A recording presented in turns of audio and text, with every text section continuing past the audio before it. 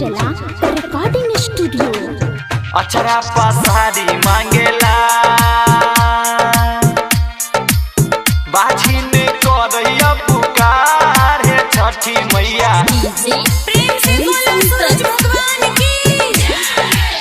अचरा पसारी मांगेला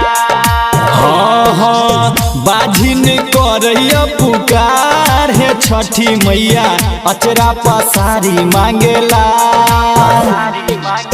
बाझी ने करैया पुकार है छठी मैया। अचरा पसारी मांगेला मांगेला लाल है मैया मांगेला लाल मांगेला लाल है मैया मांगेला लाल। बाझी ने करैया पुकार है छठी मैया। अचरा पसारी मांगेला अचरा पसारी मांगेला बाझी ने करैया पुकार है छठी मैया।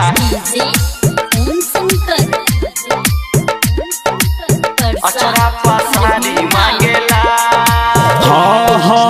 ननदी ताना मारे सासु गरिया बे ननदी ताना मारे सासु गरिया बे कहरे ने हमारा सा प्यार है छठी मैया।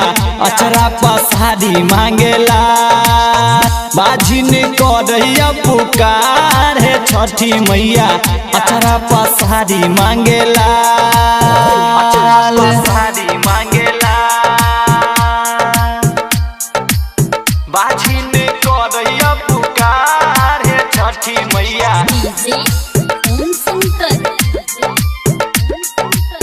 अचरा पसारी मांगेला घर के अड़ोसी पड़ोसी कहे डैनिया घर के अड़ोसी पड़ोसी कहे डैनिया। देवर जी मारे मुकालात है छठी मैया। अचरा पसारी मांगेला बाझी ने करैया पुकार है छठी मैया। अचरा पसारी मांगेला अचरा पसारी मांगेला बाझी ने करैया पुकार है छठी मैया।